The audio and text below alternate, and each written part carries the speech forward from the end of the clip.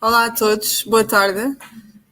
O meu nome é Carolina Trindade, eu sou psicóloga na SPEM há cerca de 4 anos e estou aqui a moderar esta sala sobre telereabilitação da pessoa com doença ou pessoa com esclerose múltipla. Eu começo por apresentar os nossos oradores e agradecer-lhes por estarem aqui neste painel. Sejam muito bem-vindos. Nós temos connosco a doutora Suzete Margarido, ela é licenciada em Serviço Social, frequentou o mestrado em Sociologia e é uma grande aliada da SPEM como assistente social desde 2018. Faz parte deste painel sobre reabilitação da pessoa com doença, como não podia deixar de dizer, já que tem sido um grande elemento essencial em projetos que levam as terapias, o apoio social, à casa das pessoas através de meios digitais. Temos também a doutora Fátima Ruivo, é licenciada em Antropologia pelo ISCTE, tendo neste âmbito lecionado durante vários anos no ensino básico e secundário. É licenciada em Terapia da Fala e pós-graduada em Terapia da Fala em Contexto de Saúde, com especialização em disfasias orofaríngeas. Atualmente exerce a função de terapeuta da fala na SPEM. Temos ainda o Dr. Alejandro Coito, formado em Fisioterapia, num percurso que lhe permitiu realizar programas de Erasmus na Dinamarca e em Itália. Tem prestado serviços de fisioterapia em diferentes centros de reabilitação, como a One Clinics, Clínica Dr. Rasgado Rodrigues e a SPEM. E por fim vamos ter também o comentário de Dora Ferreira. A Dora é portadora de esclerose múltipla há 14 anos, é coordenadora da Delegação Distrital de Santarém desde 2019 e como utente tem também feito parte de alguns dos nossos projetos digitais e por isso comentará este painel no final desta sessão. Muito bem-vindos a todos e para não me alongar mais, eu passo já a palavra à primeira oradora, a Suzete Margarido. Sim, boa tarde. Obrigada, Carolina, pela apresentação. E deixo aqui também o meu agradecimento à SPEM para fazer parte deste congresso e por esta sessão paralela que é constituída pela nossa equipa. E, portanto, a proposta é falar um bocadinho sobre a telereabilitação. Eu irei puxar o tema não tanto para a reabilitação física, porque essa é a área dos meus colegas que são especialistas, mas irei centrar-me apenas na área social e apresentar o projeto em rede, que é um projeto que foi pensado e implementado durante a pandemia pela SPEM, e que pretende, de forma digital, responder às necessidades das pessoas com esclerose múltipla, residentes em várias zonas do país. Pronto, só queria deixar aqui alguns aspectos ou algumas considerações no início, antes de apresentar o projeto, porque por esta questão mesmo do digital. Nós sabemos cada vez mais que o digital é uma ferramenta importante ou uma importante para que permita às pessoas se sentirem ligadas e conectadas e interagirem entre si. E apesar de existir alguns riscos, nomeadamente a questão de privacidade, segurança, proteção de dados, no geral nós podemos dizer que a sensação de estar ligado ou interagir com outras pessoas é no fundo boa. Ou seja, o digital pode ser realmente um importante meio. Quando eu digo meio, não digo um fim, não será a prioridade das intervenções que a utilização do digital, mas realmente como ver aqui o digital como um recurso importante para as pessoas que se encontram numa situação de isolamento social, e falo em particular das pessoas com esclerose múltipla, que, dadas as limitações que a doença vai revelando, têm alguma tendência em se isolarem e deixarem de contactar com a comunidade e com a sociedade em geral. Isto é realmente uma realidade mais visível nas zonas do interior do país, ou nas zonas mais rurais. E, portanto, é aqui um bocadinho nesta vertente que nós podemos utilizar a conectividade ou o digital para, de certa forma, aliviar ou atenuar o sentimento de isolamento social. E ou são estas ideias que estão na base do projeto, que o projeto é em rede, que foi implementado, como eu já disse, na SPEM, entre 2020 e continua agora em 2021 com perspectivas ou certezas que em 2022 se irá manter. E, portanto, este projeto é o quê? Basicamente, é um projeto de intervenção à distância e, portanto, pretende responder às necessidades das pessoas com esclerose múltipla através das plataformas digitais, e o grande ou principal objetivo será aquele que coaduna com a missão da SPEM, que é contribuir para a melhoria da qualidade de vida das pessoas com esclerose múltipla no seu domicílio. No seu domicílio, porque é um projeto efetivamente digital. Como é que ele surgiu? Foi realmente no contexto de pandemia, quando os serviços essenciais ou as terapias essenciais para a boa gestão da doença, nomeadamente a fisioterapia, a psicologia, as outras terapias que as pessoas com esclerose múltipla frequentam, encerraram, portanto, os serviços encerraram, e houve realmente aqui a altura do confinamento, em que as pessoas já estavam numa situação de isolamento social. Essa situação acabou por se agravar um bocadinho mais. E, portanto, a ideia que a SPEM teve foi realmente adaptar os serviços que prestava presencialmente ao meio digital, e para isso nós contámos com o apoio dos coordenadores e delegados regionais das várias delegações do país, para fazermos um levantamento de pessoas que estariam numa situação de isolamento social e que não tinham acesso a terapias essenciais para a boa gestão da doença. Depois de fazermos esse levantamento, fizemos a entrega, ou proporcionámos às pessoas o equipamento informático e a formação também para elas conseguirem manusear esse equipamento. Neste caso, nós entregámos tablets no domicílio das pessoas. A maior parte delas foi entregue por um técnico de informática que explicou depois toda a forma de funcionar com o tablet.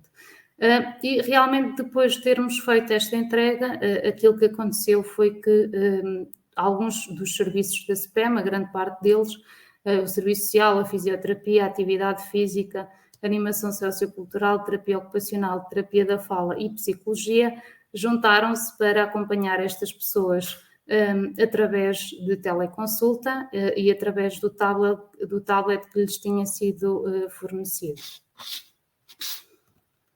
Aqui nós temos algumas imagens sobre a entrega de equipamentos no domicílio. Algumas pessoas, a maior parte das pessoas, receberam tablets. No entanto, através deste projeto, nós conseguimos sinalizar 2 pessoas que tinham, da região de Viseu, que tinham algumas graves limitações, quer em termos de destreza, de movimentos, de motricidade fina, e através do projeto conseguimos disponibilizar-lhes tecnologias de reabilitação, que através de um software de comunicação alternativa e aumentativa conseguiram aqui que as pessoas se integrassem num projeto, e neste projeto que é realmente digital. O que é que se pretende com este projeto? Ou o que é que nós pretendemos? Ou se quiserem, os principais objetivos? O que está no centro, não é, o contribuir para a melhoria da qualidade de vida das pessoas com esclerose múltipla, é sempre o principal, e através da prestação destes serviços através do online.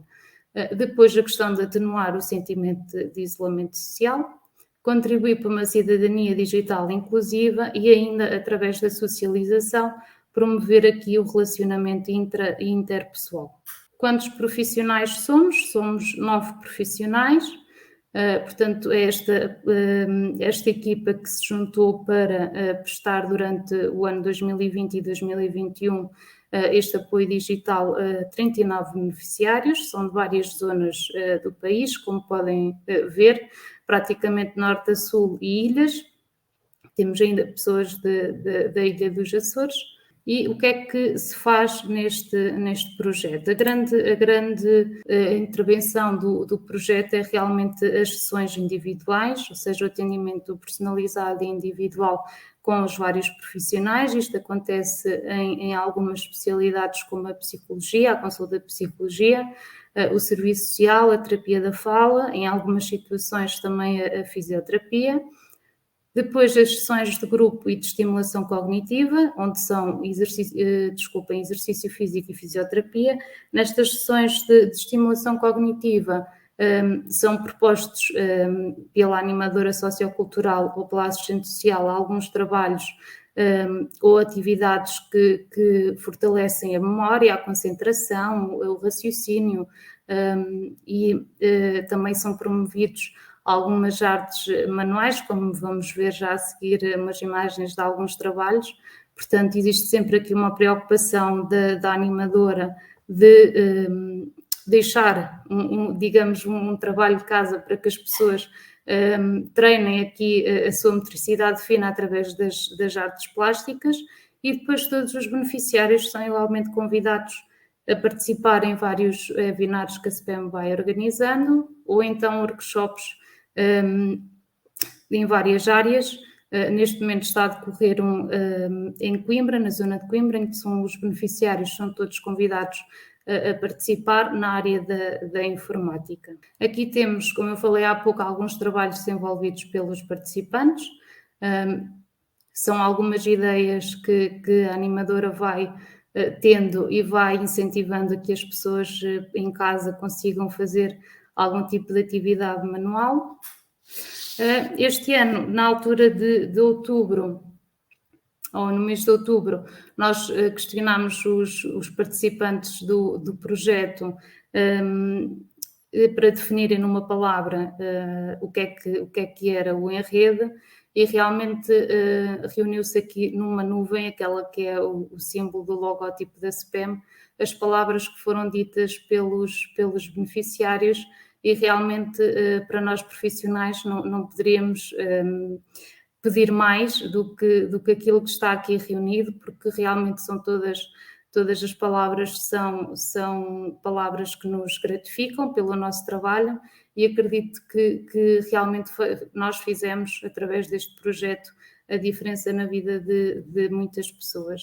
Só para termos uma ideia de números, eu trouxe aqui este quadro para perceber o número de sessões que foi realizado durante o ano 2020 e 2021 até novembro. Portanto, nós temos aqui em 2020 sessões de grupo 107 e sessões individuais 353. Em novembro deste ano, já vamos nas 775 sessões individuais e 180 sessões de grupo. Aquilo que pretendemos para o futuro realmente é abranger mais pessoas com esclerose múltipla em território nacional, que estejam em situação de isolamento social, proporcionar realmente equipamentos de qualidade e adequados às necessidades dos beneficiários, e contribuir para que as pessoas com deficiência exerçam uma cidadania digital de forma plena. Eu trouxe aqui um vídeo, não sei se irão conseguir ouvir, mas gostava de o transmitir para finalizar a minha apresentação. Este vídeo foi feito agora no final do ano 2021 e é um bocadinho o reflexo daquilo, ou o testemunho dos participantes, de alguns dos participantes no projeto, e pretendo passar também uma mensagem para todas as pessoas com esclerose múltipla. Eu vou então aqui colocar play, espero que consigam ouvir.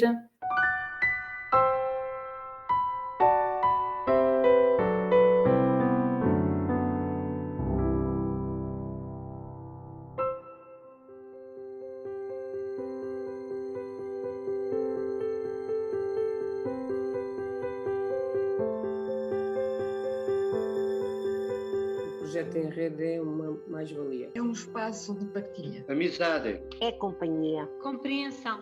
Conforto. É união. Ajuda. É o desafio. O projeto em rede é a esperança.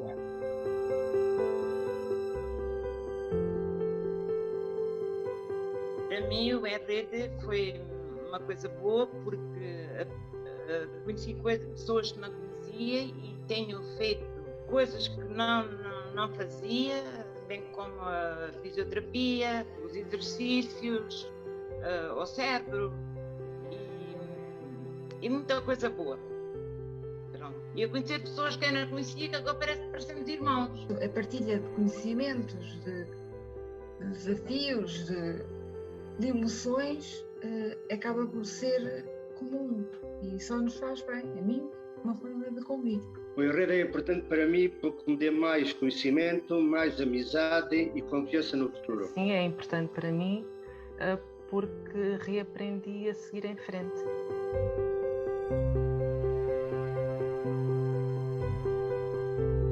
Tive acesso a terapias que de outra forma não teria, morando onde moro no interior. Trouxe-nos a partilha, o conhecimento e a amizade. Encontro de pessoas que falam a mesma língua. Muitas caras novas que eu não conhecia, fiquei a conhecer e fiz novas amizades. Pessoas especiais, muita ajuda, amizade e confiança no futuro.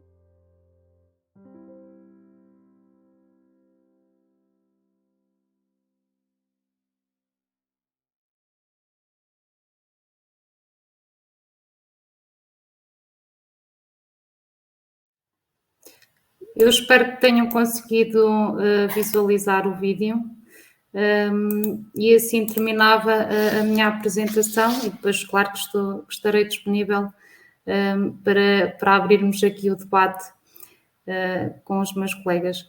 Muito obrigada, Suzete, e parabéns pelo projeto. Nós vamos dar seguimento agora a este tema com a terapeuta Fátima Ruivo. Olá, boa tarde a todos. Eu começo por agradecer a apresentação feita pela doutora Carolina Trindade e agradeço igualmente o convite que me foi endereçado pela direção da SPEM, na pessoa do seu presidente, o doutor Alexandre Guedes da Silva, para estar hoje aqui convosco e poder falar um pouquinho da minha experiência ao longo destes 2 anos, portanto, fazendo sessões de terapia da fala em teleterapia. Gostaria de dizer que a revisão bibliográfica neste momento é muito escassa, não há estudos feitos em Portugal sobre esta modalidade, pelo que apenas a Sociedade Portuguesa de Terapeutas da Fala publicou alguns artigos que funcionaram como normas orientadoras para a avaliação e a intervenção nas perturbações da fala. Perturbações da fala que nós temos muito, portanto, em esclerose múltipla. Por esse motivo, eu decidi que esta minha apresentação iria incidir muito na minha experiência ao longo destes 2 anos e, portanto, num conjunto de aprendizagem que fui fazendo juntamente com cuidadores, familiares, os próprios utentes, em que tentámos ultrapassar dificuldades. Tudo isto foi um caminho novo, em que não sabíamos muito bem para onde íamos, fomos caminhando, ultrapassámos dificuldades e também acho que tivemos alguns ganhos importantes. A pandemia em si, pelo Covid, vai provocar uma grande alteração no paradigma em relação à terapia da fala. Antes da pandemia, nós tínhamos essencialmente as sessões presenciais, na modalidade presencial, em que os utentes, portanto, se deslocavam aos locais onde essa terapia era realizada, faziam a sua avaliação, era feito um plano de intervenção que era depois implementado, eram feitas reavaliações periódicas, era assim que se processava. Tínhamos também ainda, portanto, a terapia da fala ao domicílio para aqueles casos ou aquelas situações em que as pessoas tinham uma mobilidade muito reduzida ou que estavam em situações já, portanto, de acamados. Após ou agora no pandemia, porque ainda não saímos desta situação, não é? Entramos numa nova modalidade, que é a terapia da fala em teleterapia ou em teleprática. Então aqui nós continuamos a ter que avaliar, continuamos a ter que fazer um plano de intervenção e implementá-lo, fazer reavaliações.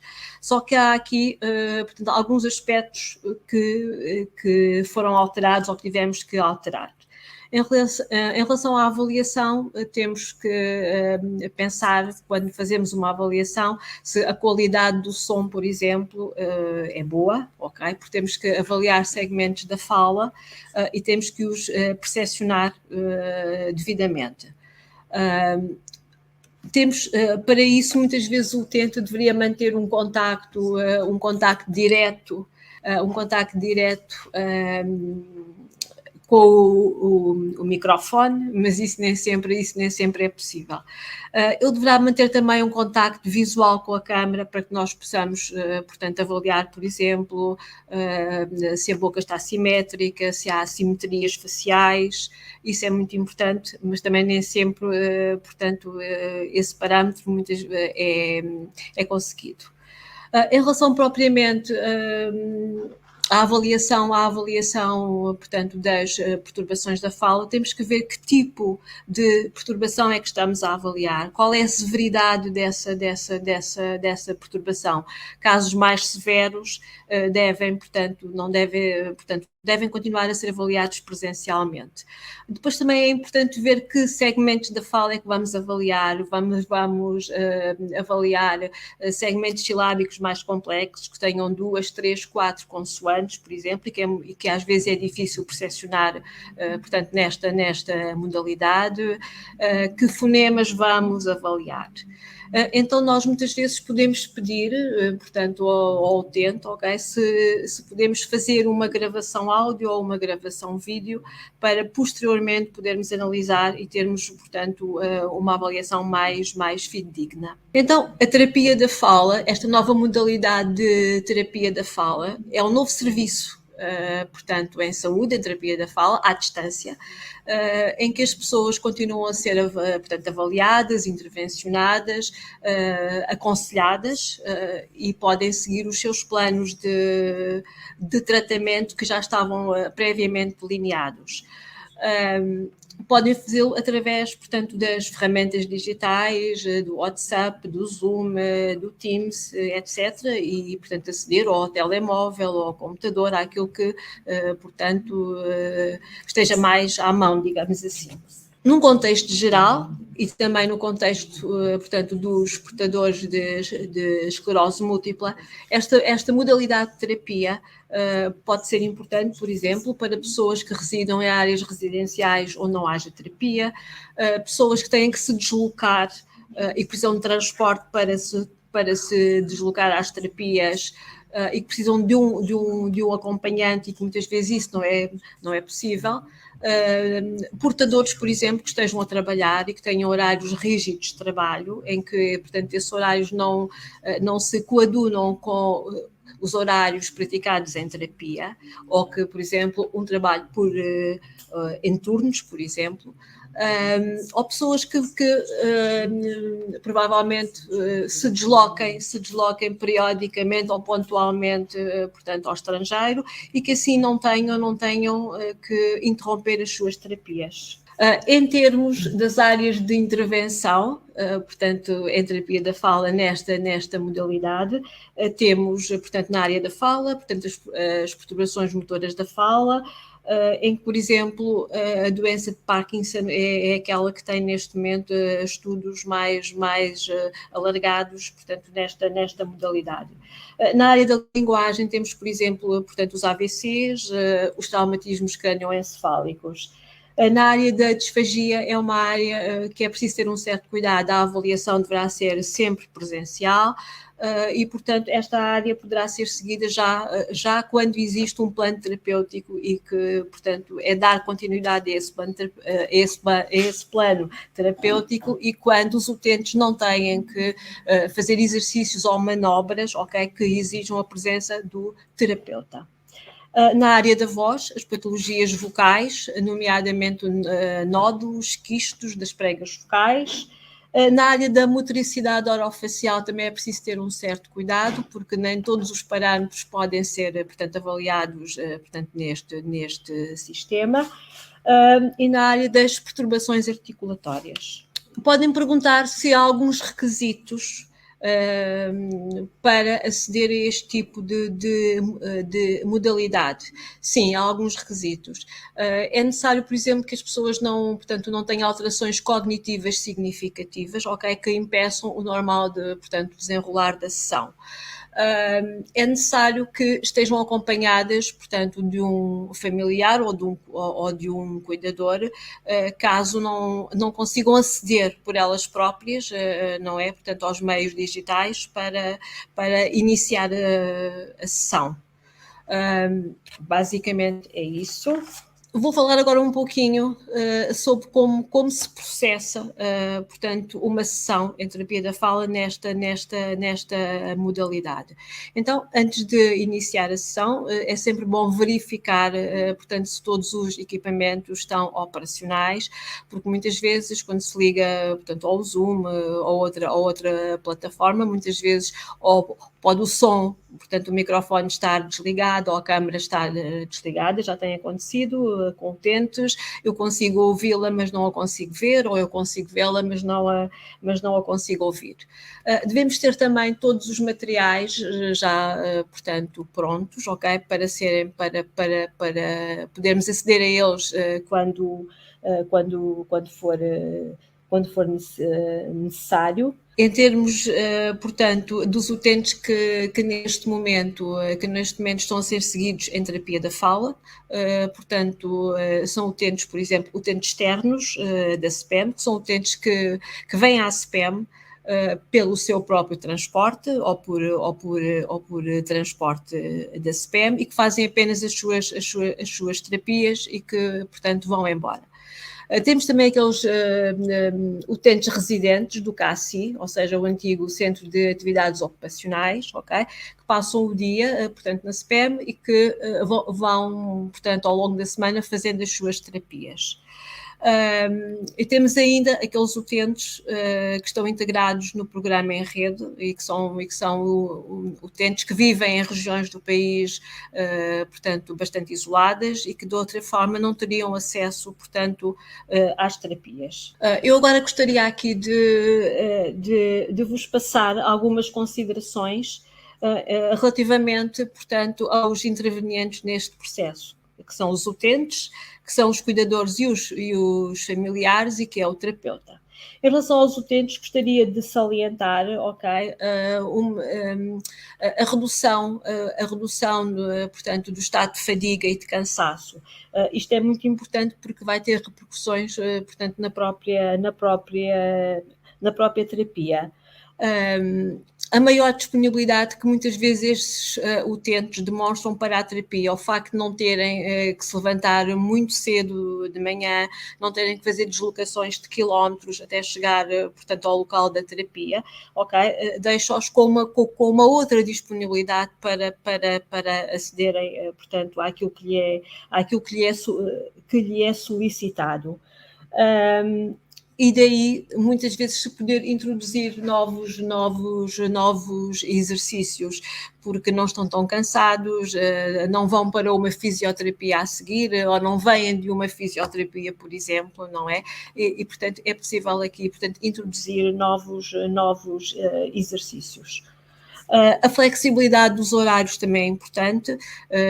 Por exemplo, eu tenho alguns casos de utentes que em regime presencial as sessões deveriam ser, portanto, sempre realizadas na parte da manhã, que era o período em que eles se sentiriam menos cansados, e que neste regime muitas vezes a terapia é realizada ao final da tarde e portanto, eles estão bastante bem, ou porque almoçaram e fizeram uma sesta a seguir e sentem-se bem. Portanto, esta flexibilidade de horários também é muito importante. E depois o facto de não terem que se deslocar.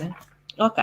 Em termos dos cuidadores também foi muito importante esta experiência, portanto, esta experiência neste regime de teleterapia.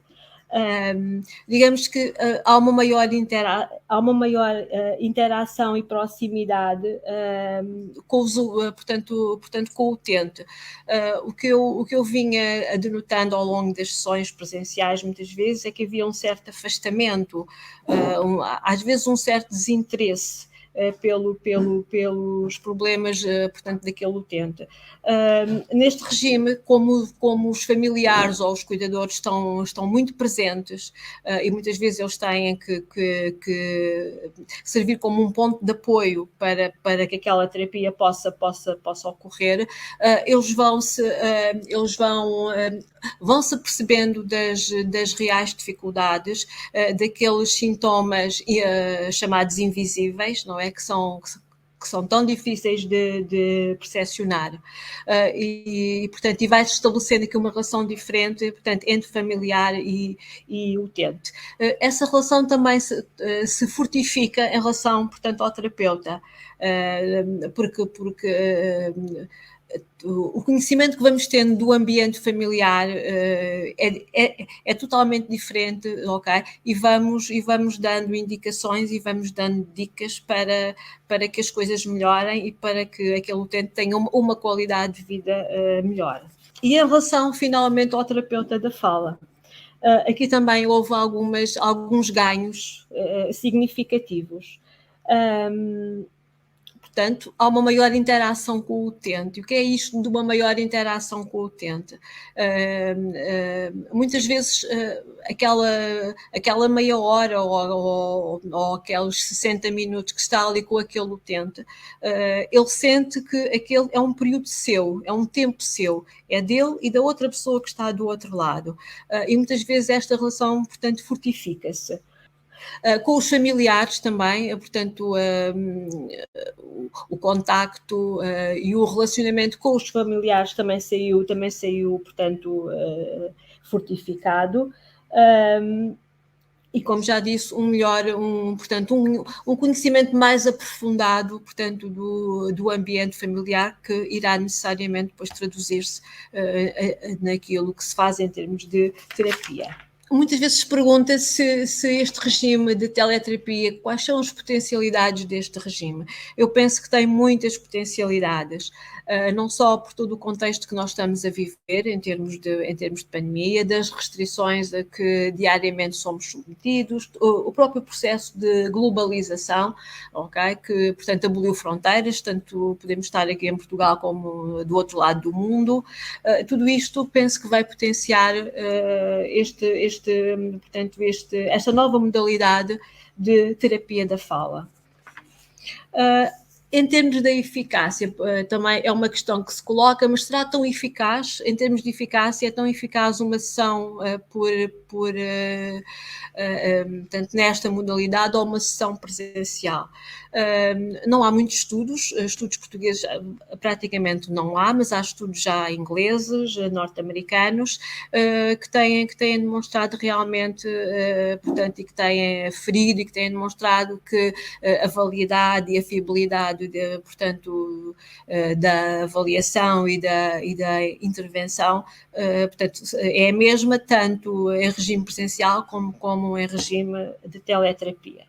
A questão da segurança é bastante seguro, porque penso que nenhum terapeuta irá, portanto, fazer exercícios ou manobras, ok, que sejam perigosas para o utente, ok? Portanto, esses exercícios serão realmente realizados, portanto, em regime presencial. Em termos de economia de tempo também, portanto, há a economia de tempo, há a economia de tempo e economia de recursos.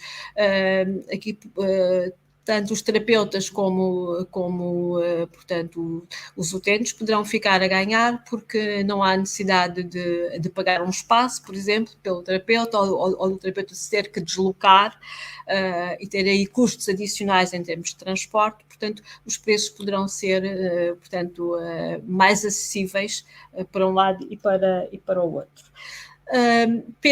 Espero ter-vos elucidado sobre o que tem sido feito ao longo destes 2 anos em termos da terapia da fala aqui na SPEM. Obrigada pela vossa atenção. Obrigada, Fátima. Entretanto, para complementar um bocadinho o que a terapeuta Fátima nos esteve a dizer sobre a telereabilitação, nós temos connosco também o fisioterapeuta Alejandro Coito. Nós vamos também já de seguida partilhar convosco a apresentação do Alejandro. Muito obrigado, Carolina, e agradeço também a presença de todos os telespectadores que aqui se encontram, quer à distância, quer presencialmente. Irei falar então um pouco sobre a fisioterapia no contexto da reabilitação, algo muito importante nos últimos 2 anos, sobretudo pelo contexto da pandemia, e que acaba por ser preponderante nos últimos dias. Portanto, a telereabilitação é considerada uma rama recente da telemedicina que se tem vindo a desenvolver nos últimos 10 anos, sendo que ela tem tido um crescimento exponencial, como eu já referi, nos últimos 2 anos devido à pandemia. A sua utilização baseia-se em aplicações através do ambiente artificial, de modo a melhorar ou preservar a saúde e a função do indivíduo, visando então o aumento na qualidade de vida dos utentes. E ela tem por base estímulos sensoriais ou de feedback. A telereabilitação pode ser dividida em três categorias baseadas em imagem, baseadas em sensores ou em tecnologias virtuais, sejam elas ápticas ou, por exemplo, realidade virtual, que é uma das mais faladas ultimamente. O que se destaca e o que se verifica nos últimos anos, já com estudos feitos, é que os resultados da telereabilitação muitas vezes são semelhantes ou até melhores do que a abordagem convencional, em alguns casos. Isto é no domínio, por exemplo, da telereabilitação no contexto neurológico. A nível da assiduidade, consegue-se ter maior assiduidade no grupo experimental do que no grupo de controlo, e também, ao serem aplicados testes da qualidade de vida, consegue-se ter melhoras significativas na componente física da qualidade de vida, nomeadamente em termos de equilíbrio, coordenação motora e até na função da marcha. Também se tem aplicado a telereabilitação em contexto musculoesquelética e tem tido muitos bons resultados quando utilizado com estímulos sensoriais, ou neste caso, através de sensores. É importante, como já foi referido previamente pela minha colega Suzete Margarido, a questão de sensibilização, de capacitação, de formação, não só dos utentes que irão utilizar estes meios, como também dos cuidadores no contexto da neuroreabilitação, sendo que poderá ser preponderante também esta abordagem. Então, a telereabilitação tem inúmeros benefícios, e é que qualquer pessoa que tenha ligação à internet poderá usufruir deste meio, ok? Através de qualquer meio ou dispositivo, seja ele um telemóvel, um tablet, um PC, e que existe a possibilidade não só de fazer sessões individuais, como também de as fazer em grupo. Isto tem uma forte componente motivacional, sobretudo quando falamos em isolamento social, algo que tem tido um impacto muito grande na população global nos últimos anos. Também há um reforço das sessões presenciais em caso de não concorrência, e isto é uma componente muito flexível que tem a telereabilitação. Caso alguém não consiga, pode sempre optar por fazer à distância, algo que temos feito, neste caso, na SPEM. Permite poupar tempo, reduzir custos, não só ao utente, como também a quem providencia os cuidados de saúde, e algo que está aprovado e está estudado segundo a literatura. E é ideal para quem está quer em idade laboral ou na reforma, mora longe do local de tratamentos, principalmente neste contexto, já que a saúde, para quem não sabe, em locais mais afastados das grandes cidades, é algo que é uma limitação muito grande. No entanto, ela tem algumas limitações, como também poderão perceber, e é que nem toda a gente tem acesso a estes equipamentos. E quando falo em equipamentos, não falo apenas em equipamentos digitais, como também em equipamento inerente à prática ou à realização de fisioterapia. E por vezes tem que ser adequado ao ambiente, o contexto onde se insere o utente. Ok? Os problemas de ligação também podem ser uma limitativa, no sentido em que pode interromper a sessão previamente ou durante o desenvolvimento da mesma. A iliteracia informática digital, lá está, é uma limitação, e daí ser importante a capacitação prévia, quer do utente, quer do cuidador. A avaliação objetiva é algo que tem que ser feito sempre de forma presencial ao utente, de modo a delinear melhor o plano de intervenção que deverá seguir, e o qual tem que ser específico para cada um. Por exemplo, a avaliação da espasticidade, da força muscular, das amplitudes articulares, são coisas que atualmente só conseguem ser feitas presencialmente de forma eficaz.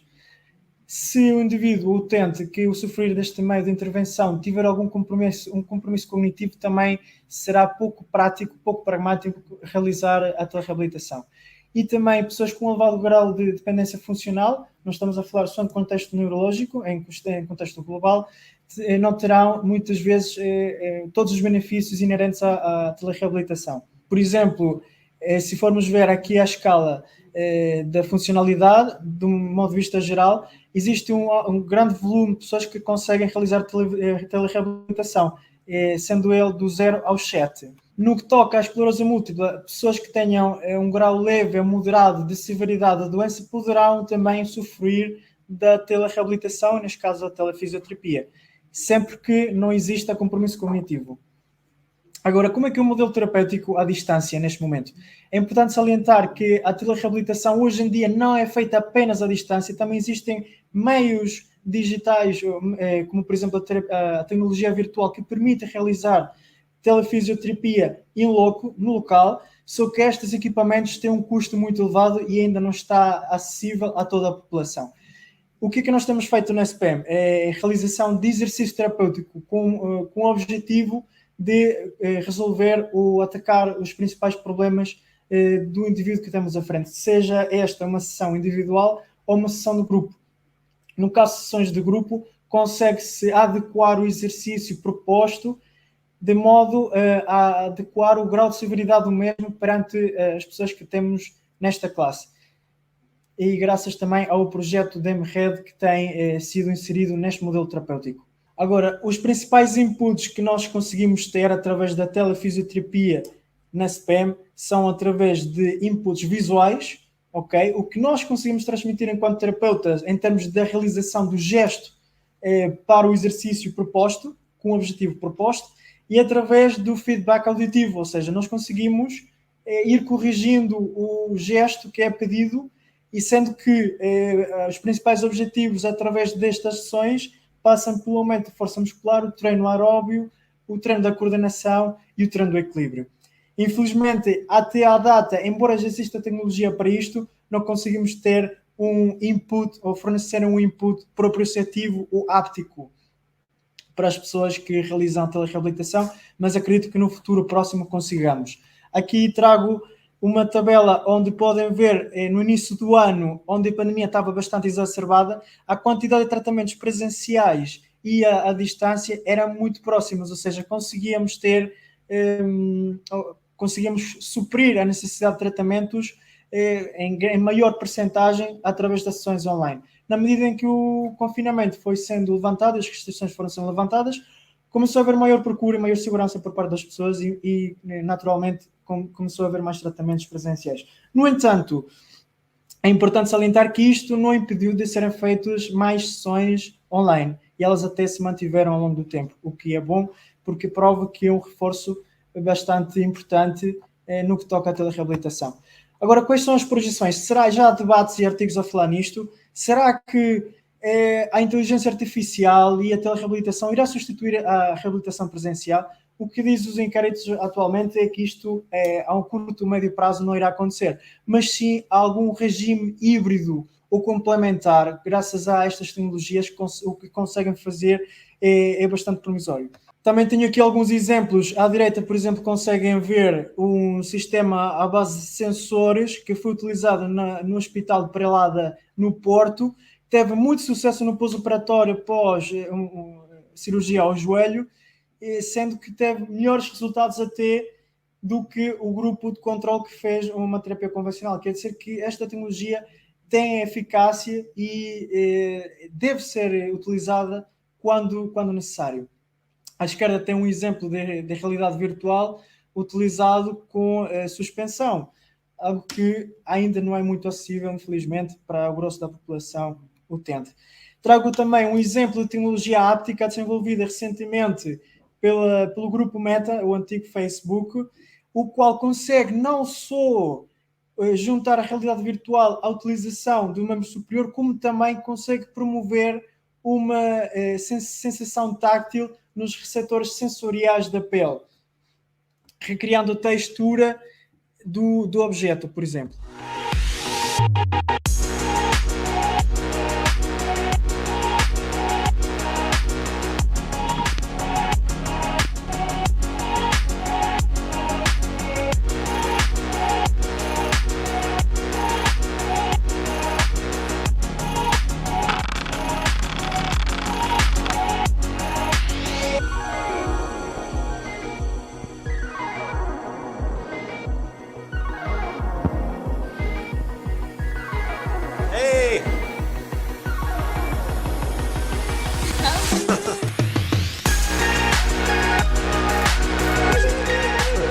Here we go, you're on. 1, 2, 3, 4. I declare us on 4. Go! Okay. Gotcha.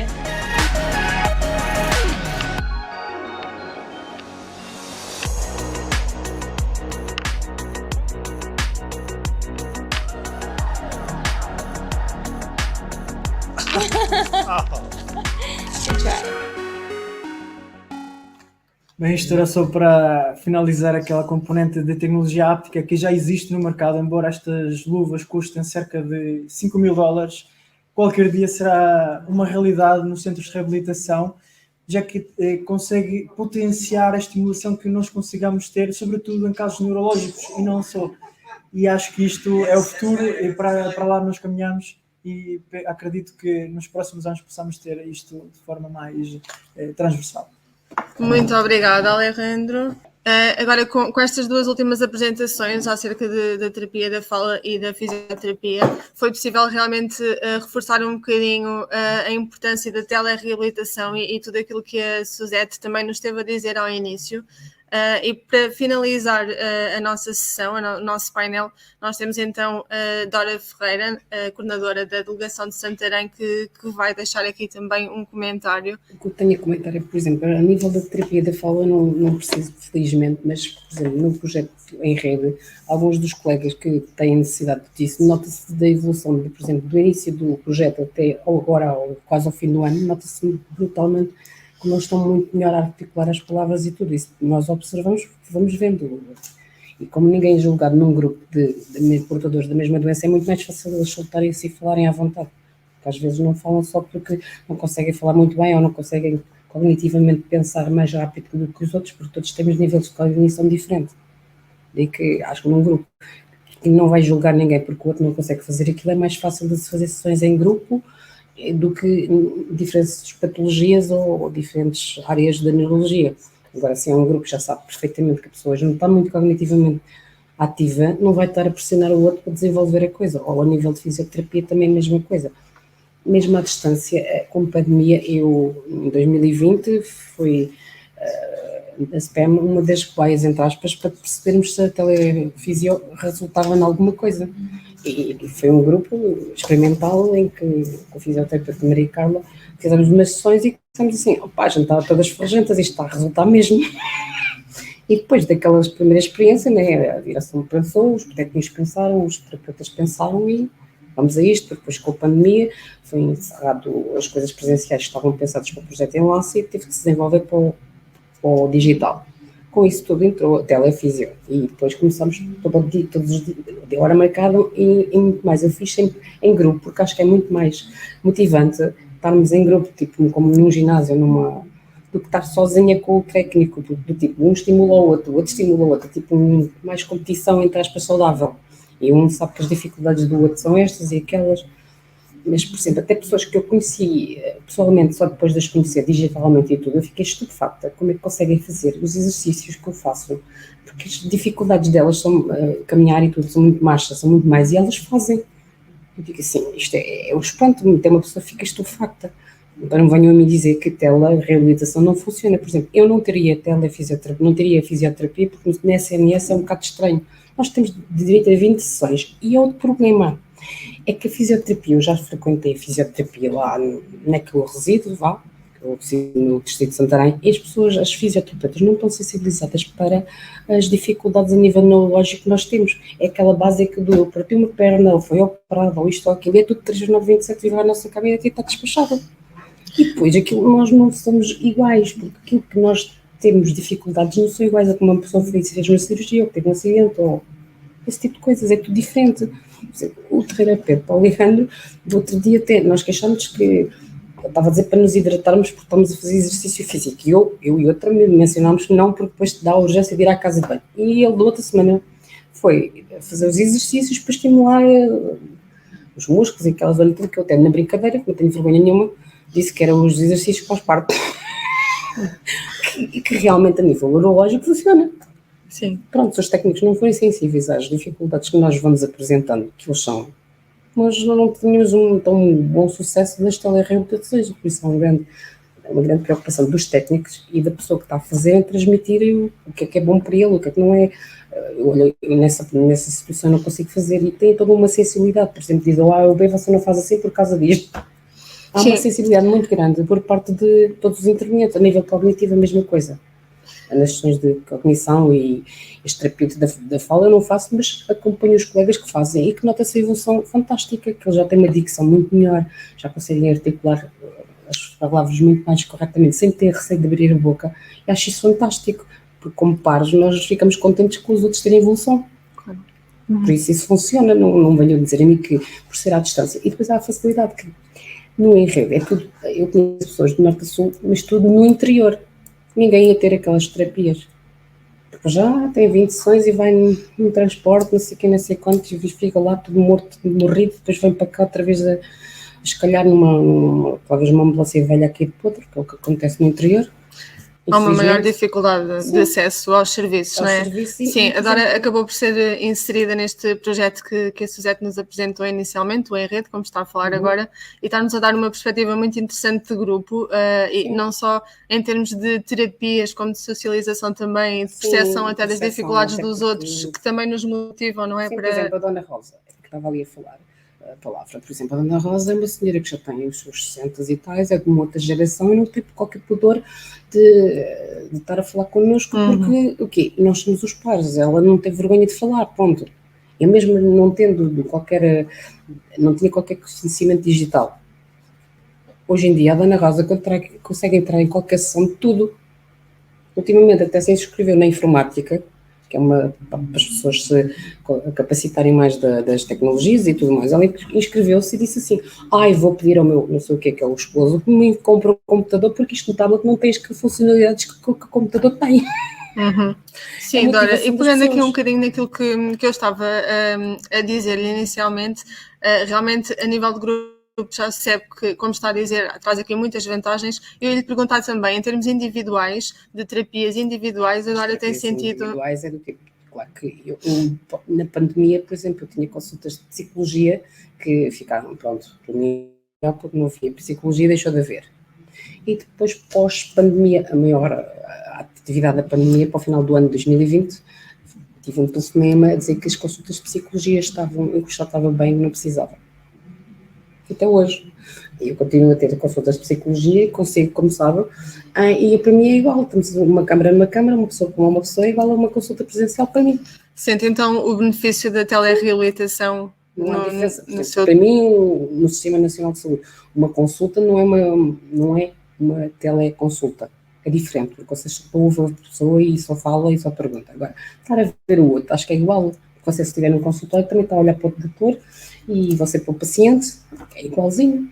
E a verdade é que às vezes até pode não ser realmente o melhor, mas é melhor do que a pessoa não ter apoio nenhum, não é? E na verdade nós temos aqui, a prova disso foi também os dados que o fisioterapeuta Alejandro nos trouxe, que mostram que há uma eficácia muito grande. Acho que, por exemplo, as pessoas que foram contempladas com o projeto, que no ano 2021 foram mais do ano 2020, acho que estão todas muito satisfeitas, porque para além das terapias, há pessoas que estavam muito isoladas socialmente, porque não conheciam ninguém com a patologia delas, porque normalmente em pequenos lugares que só existe uma pessoa que tem aquela patologia que é muito hostilizada, e que agora tem uma dinâmica de grupo muito grande.